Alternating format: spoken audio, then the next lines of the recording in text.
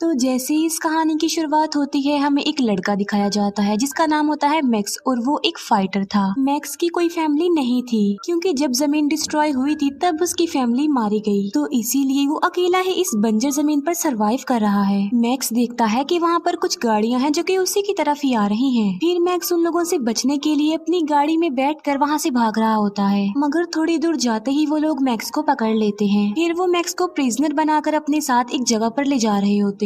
जिन लोगों ने मैक्स को पकड़ा था, असल में वो एक जालिम इंसान की आर्मी थी, और उस जालिम इंसान का नाम इमोर्टन जो था। असल में जब जमीन और उस पर बसने वाले इंसानों का खात्मा हुआ, तो उसके बाद ना तो इस दुनिया में कोई गवर्नमेंट रही और ना ही कोई प्रॉपर सिस्टम। लोगों के पास कोई डिसिप्लिन नहीं था, बल्कि वो जानवरों की तरह ही जिंदगी गुजार रहे थे। लेकिन जो इमोर्टन जो होता है, उसके पास सारी फैसिलिटीज होती हैं, लाइक खाना, पानी, फ्यूल, सब कुछ, और वहाँ का सारा सिस्टम इमोर्टन जो के अंडर ही चल रहा था। इमोर्टन की जो आर्मी थी वो भी उसी के लिए ही लड़ती थी। साथ साथ इमोर्टन और उसकी आर्मी भी किसी किस्म की बीमारी का शिकार थे, वो भी नॉर्मल नहीं थे। उन्हें एक ऐसी बीमारी हो गई थी कि उन्हें खून की जरूरत पड़ती रहती थी। ये सारी आर्मी इमोर्टन को अपना गॉड समझती थी, क्योंकि उनके पास एक फ्यूल ही था जो उनकी सबसे बड़ी दौलत थी। इसके अलावा ऐसी जमीन पर कुछ भी नहीं था, खाने पीने की किल्लत थी। इमोर्टन के कबीले के अलावा वहाँ पर बाकी और कबीले भी रहते थे जो कि आम लोगों के कबीले थे। जब वो लोग मैक्स को बंदी बनाकर वहाँ पर लाते हैं, तो वो उसकी कमर पर ये मेंशन कर देते हैं कि यूनिवर्सल डोनर है, क्योंकि उसका ब्लड ग्रुप ओ नेगेटिव था। मैक्स उन लोगों से बचकर भागने की कोशिश भी करता है, लेकिन वो पकड़ा जाता है। फिर हम इमोर्टन जो को बाहर आता देखते हैं, जो कि इंसान तो बिल्कुल नहीं था, क्योंकि उसकी पूरी बॉडी की स्किन काफी अजीब थी, और सांस लेने के लिए उसने मुंह पर काफी बड़ा और क्रीपी सा मास्क भी लगाया हुआ था,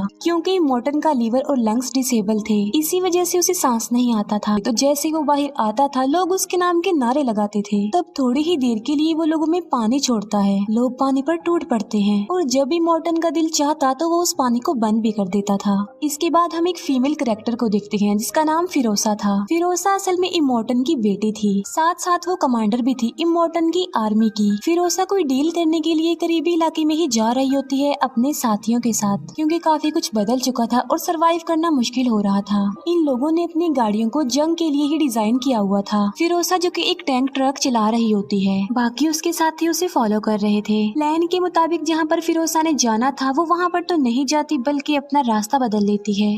इमोर्टन देख लेता है कि फिरोसा अपना रास्ता बदल चुकी है। उसे अपनी बेटी फिरोसा पर डाउट होने लगता है, इसीलिए वो एक चेम्बर में जाता है। वहाँ जमीन पर लिखा होता है कि तुम्हारे बच्चे वॉर लीडर नहीं बनेंगे। दरअसल इमोर्टन की 4 वाइफ्स थी, क्योंकि इमोर्टन अपनी नस्ल बढ़ाना चाहता था और उन्हें फाइटर बनाना चाहता था। लेकिन फिरोसा इमोर्टन की वाइफ्स को भी अपने साथ कहीं पर ले जा रही होती है। इसके बाद इमोर्टन अपनी आर्मी को एक्टिवेट कर देता है, क्योंकि इमोर्टन को रियलाइज हो चुका था कि फिरोसा बगावत पर उतर आई है। इमोर्टन की जो आर्मी थी वो उसके लिए लड़ने मरने को तैयार थी। इमोर्टन की आर्मी में जो सबसे ज्यादा इमोर्टन को मानता था, उसका नाम न्यूक्स था। न्यूक्स को भी वो बीमारी थी जब खून की जरूरत पड़ती है किसी को। जो भी इमोर्टन्स की वाइफ्स को वापस लाएगा, वो तो इमोर्टन्स की नजर में अच्छा बन जाएगा। इसीलिए न्यूक्स यहाँ पर सबसे ज्यादा खुद को प्रूव करना चाहता था। यहाँ पर हम देखते हैं कि मैक्स का ब्लड न्यूक्स में ट्रांसफर हो पा रहा था। इस वजह से न्यूक्स काफी खुश था, क्योंकि उसे खून की जरूरत जो थी। इसी वजह से वो मैक्स को भी अपने साथ ही ले जाता है। वो मैक्स को गाड़ी के साथ बांधकर लेकर जा रहा था, और उसके फेस पर क्रीपी सा आयरन मास्क भी उसने लगा दिया था। इमोर्टन की आर्मी फिरोसा का पीछा करने लग जाती है। इन लोगों की जिंदगी का मकसद अब सिर्फ वॉर ही रह गया था। ये लोग जंग को काफी इंजॉय करते थे, इसीलिए जब भी ये लोग जंग पर जाते थे, वो म्यूजिक लगा कर जाते थे। साथ साथ उनके पास बहुत ही खतरनाक किस्म के वेपन्स भी होते थे। फिरोसा जब अपनी मंजिल की तरफ आगे बढ़ रही होती है, तब एक और कबीला उस पर अटैक कर देता है, क्योंकि जितने भी लोग वहाँ पर जंग करने आए थे, इस जंग के पीछे हर एक का अपना ही मकसद छुपा हुआ था। इमोर्टन अपनी वाइफ्स के लिए फिरोसा से जंग करना चाहता था, और वो कबीला उस टैंक के लिए जो कि फिरोसा के ट्रक पर लगा हुआ था, क्योंकि उसमें पेट्रोल जो था, जो उन लोगों की दौलत समझा जाता था। न्यूक्स अपनी गाड़ी को काफी तेज चलाता है, और देखते ही देखते वो फिरोसा के करीब भी पहुंच जाता है, लेकिन फिरोसा उसकी गाड़ी को हिट कर देती है। तभी डस्ट का एक बहुत बड़ा तूफान आ जाता है, जो कि उन लोगों की तरफ ही बढ़ रहा था। न्यूक्स जो कि फिरोसा के ट्रक के इतना करीब आ चुका था, क्योंकि फिरोसा को वो हर हाल में पकड़ना चाहता था। इवन वो सुसाइड बॉम्बर का यूज करने का भी सोचता है ताकि वहाँ पर ब्लास्ट हो और फिरोसा का ट्रक रुक जाए। ये लोग डस्ट के तूफान में ही आगे बढ़ जाते हैं। मैक्स को पता था कि ब्लास्ट की वजह से वो भी मारा जाएगा, इसीलिए वो न्यूक्स को ऐसा करने से मना करता है। तभी देखते ही देखते न्यूक्स की गाड़ी क्रैश हो जाती है। इसके बाद हम तूफान थम जाने के बाद का सीन देखते हैं कि मैक्स को होश आ गया है, लेकिन स्टिल उसके फेस पर वो आयरन मास्क लगा हुआ था, साथ साथ वो न्यूक्स से भी बंधा हुआ था। वो न्यूक्स को उठाता है और आगे बढ़ जाता है। वहीं पर मैक्स को फिरोसा का टैंक ट्रक खड़ा हुआ दिखाई देता है और वो उसी के पास जाता है। वहाँ पर वो इमोर्टन की वाइफ्स को देखता है। इमोर्टन की एक वाइफ प्रेग्नेंट होती है। मैक्स उन लोगों पर बंदूक तान देता है और उन्हें प्रिजनर बना लेता है। मैक्स सबसे पहले उनसे पानी की डिमांड करता है और वो लड़कियां उसे पानी वाला पाइप दे देती हैं। इसके बाद जिस चेन से मैक्स बंधा हुआ था वो उसे काटने के लिए उनसे कटर भी मांगता है। इमोर्टन की एक वाइफ मैक्स की हेल्प करती है। वो उस चेन को काटने की कोशिश करती है, लेकिन उसे कुछ नहीं हो पाता। फिरोसा देखती है कि इमोर्टन ने आसपास के लोगों को भी अपने साथ मिला लिया है और वो उसी की तरफ ही बढ़ रहा है। अब क्योंकि फिरोसा के पास टाइम नहीं था, वो यहाँ से निकलना चाहती थी, इसीलिए वो मैक्स पर अटैक कर देती है। मैक्स फिरोसा से मुकाबला करता है, उसे काफी मारता है। इसी दौरान न्यूक्स को होश आ जाती है और वो भी फिरोसा पर अटैक कर देता है। न्यूक्स मैक्स की हेल्प करते हुए एक कटर से उसकी चेन काट देता है। मैक्स फिरोसा का टैंक ट्रक लेकर वहाँ से भागने की कोशिश करता है, लेकिन थोड़ी दूर ही जाते ही वो टैंक ट्रक रुक जाता है और वो स्टार्ट ही नहीं हो रहा था। असल में फिरोसा ने अपने टैंक ट्रक में एक कोड लगाया हुआ था और उस कोड को हर थोड़ी देर बाद एक्टिवेट करने की जरूरत होती थी और तभी वो ट्रक चलता था और वो कोड सिर्फ और सिर्फ फिरोसा को पता था। इसीलिए वो सब लोग टैंक ट्रक की तरफ भागते हैं और मैक्स को ये सारी बात बता देते हैं। यहाँ पर मैक्स कहता है कि मैं सिर्फ फिरोसा को ही अपने साथ लेकर जाऊंगा, क्योंकि इमोर्टन अपनी वाइफ्स की वजह से उनका पीछा कर रहा है और जब इमोर्टन को उसकी वाइफ्स मिल जाएंगी तो वो उन लोगों का पीछा नहीं करेगा। लेकिन फिरोसा इस बात के लिए इनकार कर देती है। वो कहती है कि मैं इन लड़कियों को भी अपने साथ लेकर जाऊंगी, क्योंकि मैं एक सेफ प्लेस के लिए जा रही हूँ जहाँ पर जिंदगी पॉसिबल है। इसीलिए मैक्स फिरोसा की बात मानकर उन लड़कियों यानी इमोर्टन की वाइफ्स को भी अपने साथ ले लेता है। वो लोग फौरन वहाँ से भाग जाते हैं, लेकिन इमोर्टन की आर्मी अभी तक उनका पीछा ही कर रही थी। टैंक ट्रक में कोई खराबी हो जाती है, इसीलिए मैक्स बाहर आता है, ट्रक को रिपेयर करता है, जिससे वो ट्रक ठीक हो जाता है। इसी दौरान मैक्स उस आयरन मास्क को भी अपने फेस से रिमूव कर देता है। हम देखते हैं कि न्यूक्स भी फिरोसा के टैंक ट्रक पर चढ़ गया है और उसने फिरोसा पर अटैक कर दिया है। तब इमोर्टन की वाइफ्स फिरोसा की हेल्प करती हैं। यहाँ पर फिरोसा न्यूक्स को मारना चाहती थी,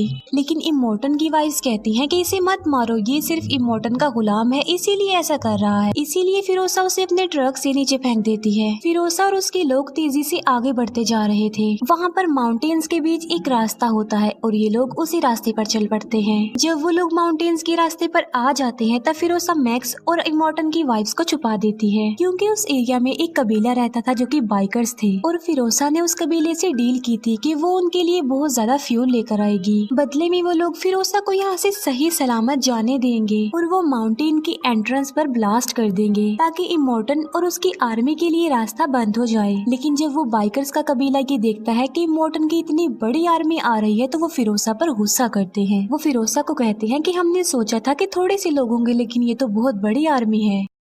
अब फिरोसा को अपनी डील यहाँ पर खतरे में पड़ती हुई नजर आ रही थी, इसीलिए वो मैक्स को पहले ही सब कुछ बता चुकी थी कि आगे क्या करना है और उसने मैक्स को वो सीक्रेट कोड भी बता दिया था। जब फिरोसा को खतरा महसूस होता है तो वो मैक्स को इशारा करती है कि वो वहाँ से भाग जाए। मैक्स बिल्कुल ऐसा ही करता है। वो टैंक ट्रक को लेकर वहाँ से भाग रहा होता है। जो बाइकर्स का कबीला होता है वो भी वहाँ पर ब्लास्ट कर रहे होते हैं, क्योंकि उन्हें अंदाजा हो चुका था कि इमोर्टन और उसके साथी एंटर होने वाले हैं उनके एरिया में। फिरोसा अपने टैंक ट्रक पर चढ़ने की कोशिश करती है, लेकिन एक बाइकर उस पर अटैक कर देता है, लेकिन फिर भी किसी तरह फिरोसा बच जाती है।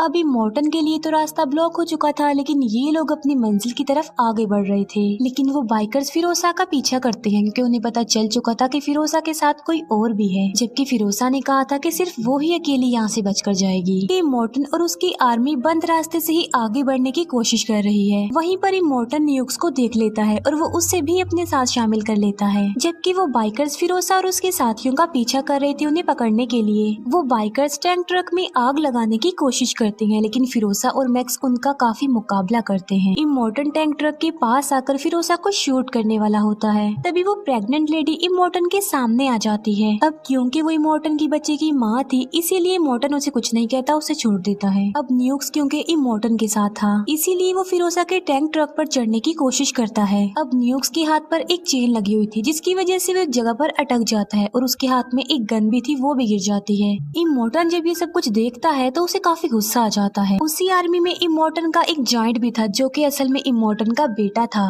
वो जायंट थ्रोअर वेपन से उन पर अटैक करता है और वो थ्रोअर जाकर सीधा टैंक ट्रक के स्टीयरिंग पर लगता है। थ्रोअर की वजह से स्टीयरिंग निकलने वाला हो जाता है, लेकिन तभी प्रेग्नेंट लेडी एक कटर से उस चेन को काट देती है जो कि थ्रोअर के साथ लगी हुई थी। अब ट्रक दोबारा से मैक्स के कंट्रोल में आ गया था, लेकिन वो प्रेग्नेंट लेडी बाहर ही गिर जाती है। पीछे से इमोर्टन की गाड़ी आ रही थी। अब क्योंकि वो प्रेग्नेंट लेडी को मारना नहीं चाहता था, इसीलिए वो अपना स्टीयरिंग घुमा लेता है। इमोर्टन अपनी प्रेग्नेंट वाइफ के लिए वहीं पर रुक जाता है, जबकि फिरोसा और उसके साथ ही आगे बढ़ जाते हैं। इमोर्टन की एक वाइफ पीछे आती है और वो वहाँ पर न्यूक्स को देखती है।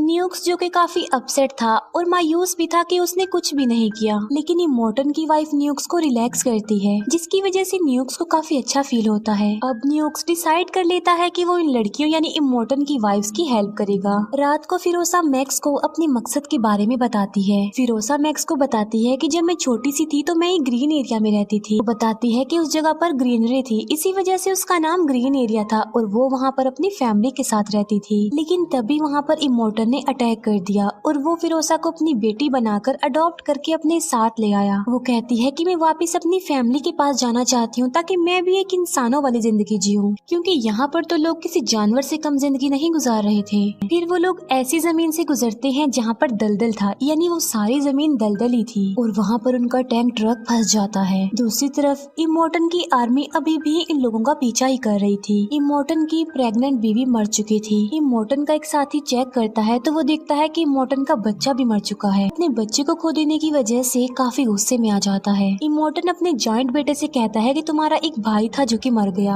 अब वो जॉइंट बेटा वहाँ पर चिल्ला चिल्ला कर सबको ये बता रहा होता है कि मेरा एक भाई था, अब वो मर चुका है। दूसरी तरफ टैंक ट्रक अभी तक दलदल में फंसा हुआ था और वो लोग उसे निकालने की कोशिश भी कर रहे थे, लेकिन वो कामयाब नहीं हो पाते। वहाँ पर एक सूखा हुआ ट्री भी था और न्यूक्स कहता है क्या पता हम इसकी मदद से अपने ट्रक को निकाल सके। वो लोग दिखते हैं कि इमोर्टन का एक करीबी साथी उन लोगों की तरफ बढ़ रहा है, इसीलिए मैक्स अपनी स्नाइपर गन से उन पर निशाना लगाता है, लेकिन उसका निशाना छूट जाता है। फिर उन पर फिरोसा निशाना लगाती है, जिसकी वजह से इमोर्टन के साथी की दोनों आंखें डैमेज हो जाती हैं और वो ब्लाइंड हो जाता है। लेकिन इमोर्टन का वो साथी फिर भी नहीं रुकता और फायरिंग करते हुए उनकी तरफ बढ़ रहा होता है। वो लोग टैंक ट्रक को दलदल से निकालने की काफी कोशिश करते हैं और इसमें कामयाब भी हो जाते हैं। उनका टैंक ट्रक दलदल से निकल जाता है और वो आगे बढ़ जाते हैं। फिर ये लोग एक ऐसी जगह पर पहुंच जाते हैं जहां पर एक टावर था और वहां पर एक लेडी हेल्प के लिए चिल्ला रही थी। मैक्स समझ जाता है कि ये उन लोगों के लिए बिछाया गया एक ट्रैप है, लेकिन इसके बावजूद भी फिरोसा बाहर जाती है। तभी वहाँ पर कुछ बाइकर्स भी आ जाते हैं और अब हम ये जान पाते हैं कि जो लेडी टावर के साथ हेल्प मांग रही थी वो असल में फिरोसा की मदर थी। वहाँ पर एक बूढ़ी औरत भी थी जिसके पास कुछ बीज थे। ये बीज दुनिया के आखिरी बीज थे जो कि वेजिटेबल्स और फ्रूट्स के बीज थे, लेकिन उनके पास कोई ऐसी जमीन नहीं थी जहाँ पर वो इन बीजों को उगा सके। फिरोसा यहाँ पर बहुत उम्मीद लेकर आई थी कि यहाँ पर ग्रीनरी एरिया होगा, लेकिन जब फिरोसा देखती है कि यहाँ की जमीन भी बंजर हो गई है तो वो काफी डिसहार्ट होती है। वो काफी दुखी हो जाती है, चिल्लाती है और रोती है। फिरोसा की मदर उसे बताती है कि जिस दलदल एरिया से तुम आए हो असल में वही जमीन थी जहाँ पर हमने बीज उगाने थे, लेकिन वो जमीन भी अब बंजर हो गई है जो पहले ग्रीनरी एरिया था। ऐसा इसलिए हुआ क्योंकि रेडिएशन के साइड इफेक्ट्स की वजह से पूरी जमीन बंजर हो गई है और मर चुकी है। रात को ये लोग डिसाइड करते हैं कि वो इन बीजों और उन फीमेल्स को लेकर एक ऐसी जगह पर जाएंगे जहाँ पर जिंदगी पॉसिबल हो, यानी वहाँ पर ग्रीनरी हो। अब क्योंकि उन लोगों के पास कोई ऑप्शन नहीं था तो वो इस बात के लिए एग्री हो जाते हैं। मैक्स यहाँ पर फिरोसा को गुड बाय कहता है क्योंकि अब वो अपने सफर की तरफ जाने लगा था। नेक्स्ट मॉर्निंग वो लोग मैक्स को एक बाइक देते हैं और खुद भी बाइक्स पर बैठकर वहाँ से निकल जाते हैं। लेकिन फिर मैक्स को उसकी फैमिली के विजन्स आने लगते हैं जो ये कहना चाह रहे थे कि फिरोसा और उनके लोगों की हेल्प करो। तभी मैक्स का इरादा चेंज हो जाता है और वो बाइक पर बैठकर उन लोगों के पास आ जाता है। मैक्स फिरोसा को समझाता है कि अगर तुम नई जिंदगी का स्टार्ट लेना चाहती हो, ग्रीनरी एरिया को ढूंढ रही हो, तो तुम वापस उसी जगह पर चली जाओ जहाँ से तुम आई हो। लेकिन वहाँ पर तो इन लोगों को इमोर्टन की वजह से खतरा था, लेकिन फिर भी फिरोसा मैक्स की बातों पर यकीन करके इस बात के लिए एग्री हो जाती है। वो वापस उसी रास्ते पर चल देती है जहाँ से वो आई थी, यानी इमोर्टन के एरिया से। इमोर्टन को जब ये बात पता चलती है कि फिरोसा और वो लोग वापस जा रहे हैं तो वो एक बार फिर से उनका पीछा करने लग जाता है। फिर यहाँ इन लोगों के दरमियान जंग छिड़ जाती है। मैक्स इमोर्टन को मारने की कोशिश करता है। वो बूढ़ी औरत मारी जाती है जिसके पास बीज थे। फिर फिरोसा इमोर्टन के फेस पर लगा हुआ वो मास्क ही खींच लेती है। अब क्योंकि इमोर्टन का वो मास्क उसके फेस के साथ ही जुड़ा हुआ था, जिसकी वजह से उसका चेहरा और ज्यादा भयानक हो जाता है। मौके पर ही इमोर्टन की मौत हो जाती है। फिर यहाँ पर न्यूक्स खुद को सेक्रीफाइस कर देता है। वो अपनी गाड़ी को ही ब्लास्ट कर लेता है। इसी बीच फिरोसा भी काफी इंजर्ड हो जाती है, लेकिन वो अपने एरिया तक अब पहुँच चुकी थी।